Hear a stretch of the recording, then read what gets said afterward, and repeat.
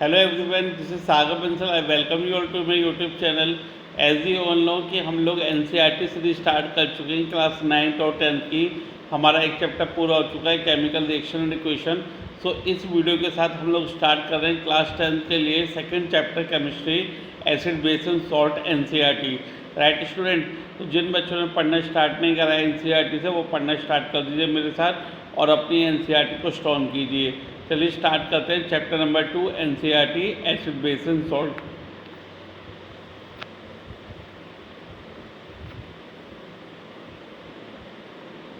Student, first question arise होता है आपका कि आपके पास 3 टेस्ट ट्यूब हैं, टेस्ट ट्यूब ए, बी और सी। एक के अंदर आपका एसिड है, एक के अंदर आपका बेस है और एक के अंदर आपका डिस्टिल वाटर है स्टूडेंट।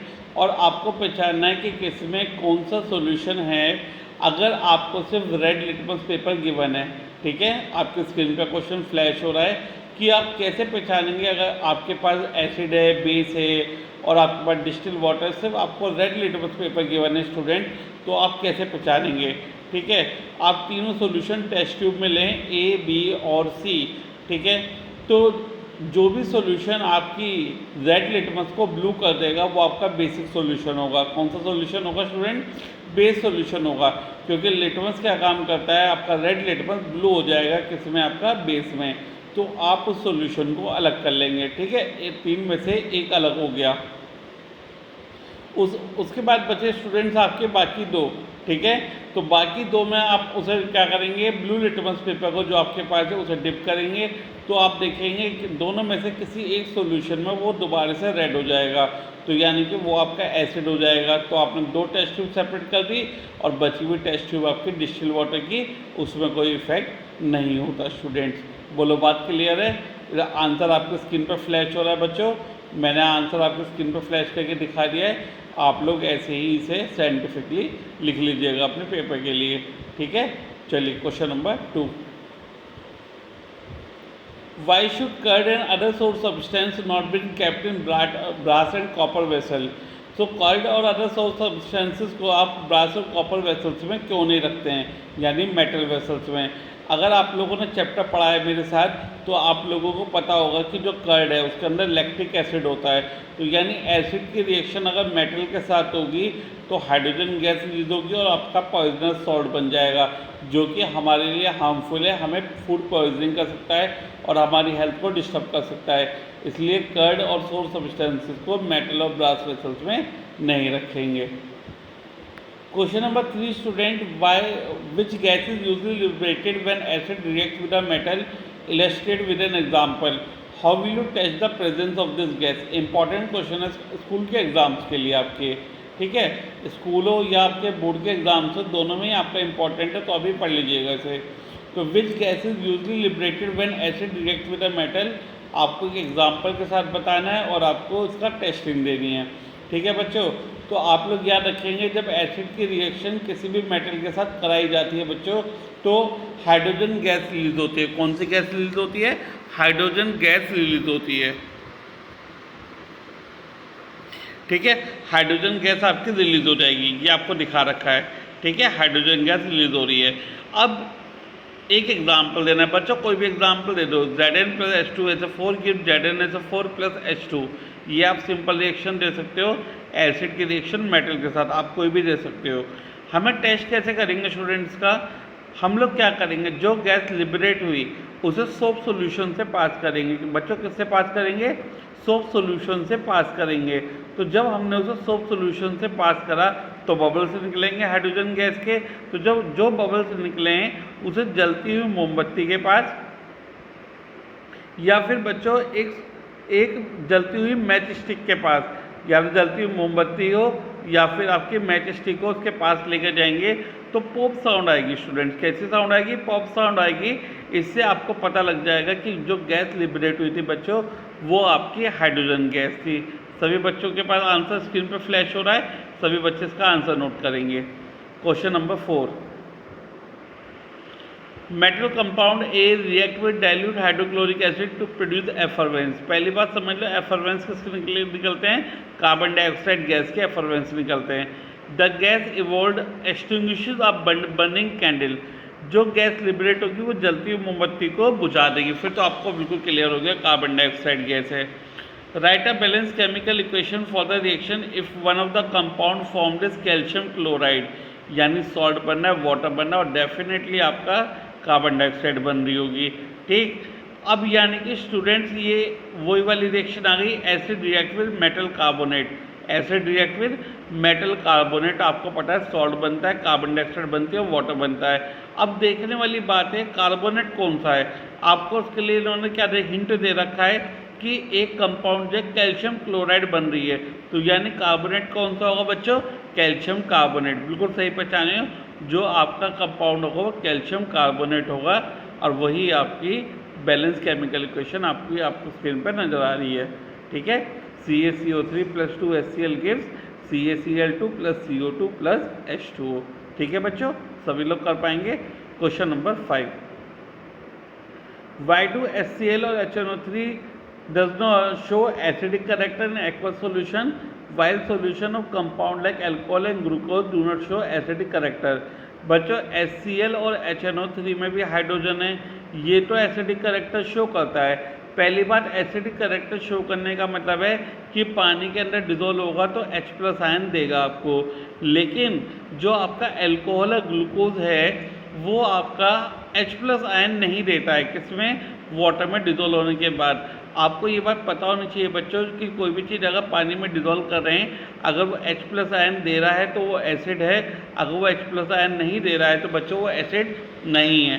तो यानी जो आपका अल्कोहल और ग्लूकोज है उसके अंदर हाइड्रोजन होने के बावजूद भी वो एसिडिक करेक्टर अगर शो नहीं कर रहा है तो उसके पीछे क्या कारण है कि इसके ये पानी के अंदर डिजोल्व होने के बाद H+ आयन आपको नहीं देता है। क्या बच्चों आप लोगों को बात क्लियर है? पक्का? चले अगले क्वेश्चन की तरफ। चलिए क्वेश्चन नंबर 6, मैं आपको इसका आंसर दिखा देता हूँ बच्चों एक बार।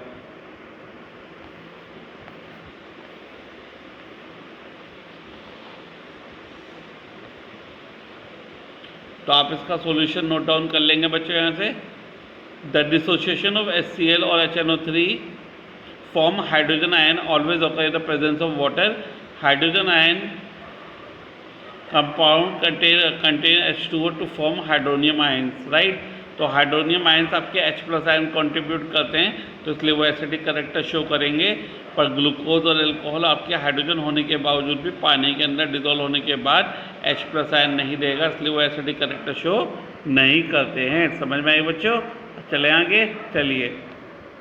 Now question number 6, why does aqua solution of N acid conduct electricity. जो एक्वा सोल्यूशन है किसी भी एसिड का वो इलेक्ट्रिसिटी कंडक्ट क्यों करता है? पता है आपको कि एक्वा सोल्यूशन जो है किसी भी एसिड का वो इलेक्ट्रिसिटी कंडक्ट क्यों करता है? क्योंकि बच्चों एसिड को डिजोल्व करेंगे वाटर में तो वो आयंस प्रोड्यूस करेगा। क्या प्रोड्यूस करेगा? आयंस। और वो कौन से आयंस होते हैं? H+ ions. तो जब भी आपको आयंस मिलेंगे तो यानी कि वो इलेक्ट्रोलाइट यानी कि इलेक्ट्रिसिटी कंडक्ट करेगा ही करेगा। तो aqua solution of N acid conduct electricity. लेकिन अगर एसिड आपका ड्राई फॉर्म में है विदाउट वाटर तो वो इलेक्ट्रिसिटी कंडक्ट नहीं करेगा। ठीक है, जो कि आपका मिलता जुलता क्वेश्चन अगले वाला है, क्वेश्चन नंबर 7। देखिए बच्चे लोग, क्वेश्चन नंबर 7 आपसे क्या बोल रहा है? Why does the dry HCl does not change the colour of dry litmus paper. अच्छा, ये तो बहुत इजी क्वेश्चन हो गया आप लोगों के लिए। लिटमस पेपर का कलर क्यों नहीं चेंज करेगा ड्राई HCl? क्या आपको पता है? ड्राई HCl है बच्चों, बिना पानी के। और जब बिना पानी के है तो पानी में डिजोल्व होने के बाद आयंस देगा, बिना पानी के तो वो आयंस भी नहीं देगा। और जब वो आयंस नहीं देगा तो इलेक्ट्रिसिटी कंडक्ट करेगा नहीं, और जब इलेक्ट्रिसिटी कंडक्ट करेगा नहीं, H+ आयन देगा नहीं तो एसिडिक करेक्टर होगा नहीं। जब एसिडिक करेक्टर होगा नहीं तो जब वो एसिडिक करेक्टर नहीं होगा, आयंस नहीं देगा, इलेक्ट्रिसिटी कंडक्ट नहीं करेगा तो बच्चों लिटमस का पेपर भी क्या करेगा?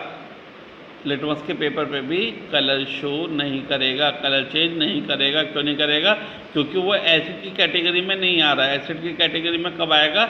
जब वो डिसोसिएशन करेगा आयंस का। ठीक है, एसिडिटी की फॉर्म में कन्वर्ट होगा। पर वो ड्राई नेचर में है, ड्राई नेचर में है तो पीएच पेपर का या फिर आपका लिटमस पेपर का कलर भी चेंज नहीं करेगा। समझ गए सभी लोग? वेट फॉर्म में हमेशा वो कलर चेंज करेगा। आगे चलते हैं, आंसर आपके स्क्रीन पे फ्लैश हो रहा है। Question number 8, how is the concentration of hydronium ion affected when a solution of acid is diluted. अब बच्चों हमने क्या काम करा, हमने किसी भी एसिड में वाटर मिलाया, किसी भी एसिड में क्या करा, वाटर मिलाया, यानी कि उसे डाइल्यूट कर दिया। डाइल्यूट करने का मतलब क्या मिला दिया, वाटर मिला दिया, ठीक है। तो H+ आयन या फिर हाइड्रोनियम आयन बढ़ेंगे घटेंगे, बिल्कुल सही पहचाना आपने, घटेंगे। क्यों, क्योंकि आपने उसकी कंसंट्रेशन क्या कर दी, कम कर दी। तो यानी कंसंट्रेशन कम करने का मतलब क्या बच्चों, कि आपने उसका एसिडिक नेचर कम कर दिया। आंसर आपकी स्क्रीन पर फ्लैश हो रहा है कि उसका एसिडिक करेक्टर डिक्रीज हो जाएगा। क्वेश्चन नंबर 10 की बात करते हैं, 9 की। क्वेश्चन नंबर 9 की बात करते हैं पहले। How is the concentration of hydroxide ion affected when excess base is dissolve in a solution of sodium hydroxide. जब मैं सोडियम हाइड्रोक्साइड में और बेस मिला रहा हूँ, स्टूडेंट ध्यान से समझना, पहले वाले को हम डाइल्यूट कर देते, यहाँ पे हम बेस में और बेस ऐड कर रहे हैं। तो बताओ हाइड्रोक्साइड आयन बढ़ेंगे कम होंगे, बिल्कुल सही पहचाना, हाइड्रोक्साइड आयन तो और बढ़ेंगे। क्यों, क्योंकि मैंने बेस में और बेस ऐड कर दिया, तो बच्चों हाइड्रोक्साइड आयन बढ़ेंगे, तो यानी बेसिक कैरेक्टर बढ़ेगा। क्वेश्चन नंबर 10 क्या कहता है बच्चों, कि आपके पास दो सॉल्यूशन हैं ए और बी, ए की pH 6 है और बी की pH आपकी 8 है, यानी एक आपका स्लाइटली एसिडिक है और बी आपका स्लाइटली बेसिक है। Which solution has more hydrogen ion concentration, obviously acid वाला होगा, तो उसके जो हाइड्रोजन आयन कंसंट्रेशन वो ज़्यादा होंगे, तो सॉल्यूशन ए के हाइड्रोजन आयन कंसंट्रेशन ज़्यादा होंगे। विच वन इज एसिडिक, तो solution A is acidic and solution B is basic. Answer लिख लेंगे। Question number 11, what effect does the concentration of H+ ion have the nature of the solution. अब अगर H+ ion बढ़ेंगे तो acidic nature बढ़ेगा, H+ ion कम होंगे तो एसिडिक नेचर कम हो जाएगा, यही इसका आंसर है, ठीक है बच्चों। Question number 12, do basic solution also have H+ ion, if yes then why are these basic. ये बोल रहे हैं बच्चों आपसे कि क्या बेसिक सॉल्यूशन जिनके अंदर OH नेगेटिव आयन होते हैं, क्या उनके अंदर H+ आयन भी होते हैं एसिड वाले। If yes then why these are called basic. But हम उन्हें बेसिक क्यों बोलते हैं, क्योंकि उनके अंदर ज़्यादा क्वांटिटी में OH नेगेटिव आयन होते हैं, इसलिए वो बेसिक होते हैं। पर उनके अंदर बच्चों H+ आयन भी होते हैं, पर वो लेसर अमाउंट में होते हैं। Under what condition do you think a farmer would treat the soil of his field with quick lime और स्नेक लाइम और चौक। स्टूडेंट ये कैसे नेचर के होते हैं, बेसिक नेचर के होते हैं सारे। तो क्या, तो आप बता सकते हो मुझे कि सॉइल की कंडीशन कैसी हो गई होगी, कि जब हमें उनमें बेस मिलाना पड़ा है, बिल्कुल सही पहचाने हो, सॉइल की कंडीशन एसिडिक हो गई होगी। कैसी हो गई होगी, एसिडिक। चलिए अगले क्वेश्चन की तरफ चलते हैं। समझ में आ रहा है तो सही बच्चों को, अच्छे से ध्यान से।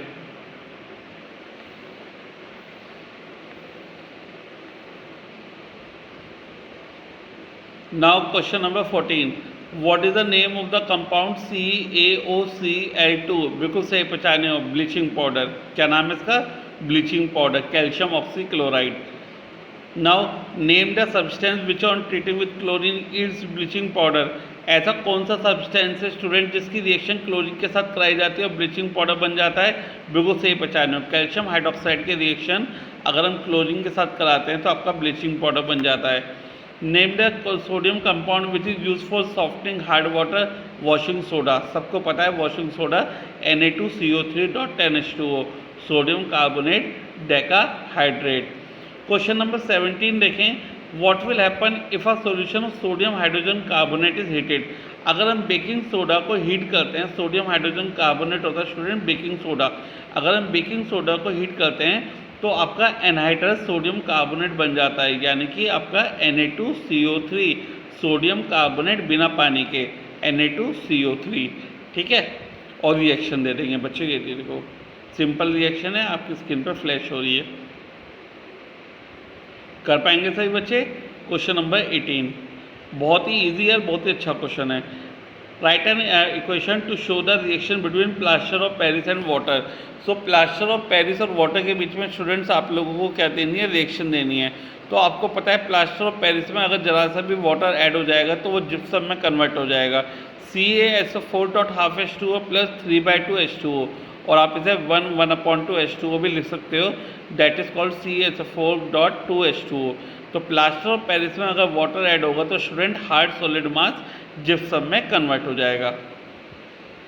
क्वेश्चन नंबर 19 बच्चों, a solution turns red litmus blue. ये तो आप लोगों को समझ ही आ गया होगा, अगर रेड लिटमस ब्लू हो रही है तो बेसिक नेचर का होगा और इसकी जो पीएच है वो अबाउट 10 होनी चाहिए। About 10, 9, 8, 7 what, about 7। ठीक है, 0 से लेकर 6.9 आपका एसिड होता है, 7 आपका न्यूट्रल होता है और 7.1 से लेकर 14 तक बच्चों आपका बेसिक नेचर का होता है। चलिए 4 ऑप्शन में से देख के बताओ जल्दी से, 1, 4, 5 और 10। 1, 4, 5 तो बच्चों आपके एसिडिक होगा, 10 वाला आपका बेसिक है, तो आंसर हो जाएगा आपका 10। Question number 20, a solution react with crush eggshell. बच्चों क्रश एक्सेल बेसिक नेचर के होते हैं, कैल्शियम कार्बोनेट बोलते हैं इन्हें। To give a gas that turns lime water milky. कौन सी गैस होती है जो लाइम वाटर को मिल्की बनाती है? जल्दी से बताइए कौन सी गैस होती है जो लाइम वाटर को मिल्की बनाती है? वो होती है बच्चों आपकी कार्बन डाइऑक्साइड गैस। ठीक है, एक सॉल्यूशन है जिसकी रिएक्शन क्रश एक्सेल्स के साथ कराई तो वो आपके लाइम वाटर को मिल्की बना देता है। तो सॉल्यूशन के अंदर क्या होगा आपको पता ही है कि कार्बोनेट के साथ रिएक्शन करानी है और कार्बन डाइऑक्साइड गैस रिलीज होती है। तो किसके साथ रिएक्शन थी? ये एसिड के साथ रिएक्शन थी। चारों में से देखो एसिड कौन सा इस्तेमाल करा था हमने? बच्चों HCl इस्तेमाल करा था, hydrochloric acid. Question number 21, 10 ml of NaOH is found to completely neutralized by 8 ml of given solution of HCl। 10 ml जो है आपका NaOH का वो इस्तेमाल किया जाता है बच्चों 8 ml ऑफ HCl सॉल्यूशन को न्यूट्रलाइज करने में। तो 20 ml ऑफ NaOH कितने अमाउंट ऑफ HCl को न्यूट्रलाइज करने में काम आएगा? उसका डबल कर दो, 10 का डबल 20 हुआ तो 8 का डबल कितना हो जाएगा? 16 ml। तो बच्चों डी वाला ऑप्शन आपका सही आ जाएगा। Which of the following types of medicine use for treating indigestion. पेट की प्रॉब्लम के लिए इन चारों में से कौन सी दवाई ली जाएगी? यानी कि अगर एसिडिटी है, इनडाइजेशन की प्रॉब्लम है तो बेस लिया जाएगा। और मैंने आपको थ्योरी में बताया था बच्चों बेस को क्या बोला जाता है? एंटासिड्स। क्या बोला जाता है? एंटासिड्स। तो आपका आंसर हो जाएगा एंटासिड्स। ठीक है बच्चों, तो बताइए क्वेश्चन नंबर 22 तक सबको समझ में आ गया? ये 22 क्वेश्चन इस वीडियो के समझ में आ गया आपको? बच्चों अगर कोई भी क्वेश्चन में प्रॉब्लम है तो आप कमेंट बॉक्स में लिख सकते हैं और अगर आप मुझे पर्सनली जानते हैं तो आप मुझसे कनेक्ट करके अपनी प्रॉब्लम को कंप्लीट कर सकते हैं। ये था आपका part number 1 acid base and salt का, जो कि 10th क्लास के लिए बहुत ज़्यादा इंपॉर्टेंट है। तो जैसे ही आप मेरी वीडियो देखेंगे तुरंत इसे कंप्लीट करेंगे, 5 बच्चों को शेयर करेंगे, चैनल को सब्सक्राइब करेंगे अगर नहीं करा है तो। आने वाली वीडियोस बहुत सारी हैं आप लोगों के लिए, मैं ऐसे ही अच्छी अच्छी वीडियोस आप लोगों के लिए लेता हुआ आऊँगा। रोज़ाना के बेसिस पे आपको पढ़ना है। 9, 10th, 11th के सभी बच्चे मेरे ग्रुप के साथ जुड़ जाइए जिसका नाम है जिज्ञासा, और सागर बंसल सर हमेशा आपके साथ हैं हर मीडियम में। ठीक है बच्चों, हर तरीके से हर पॉइंट ऑफ व्यू से आपके साथ हैं। बस आपको पढ़ना है और आगे बढ़ते जाना है।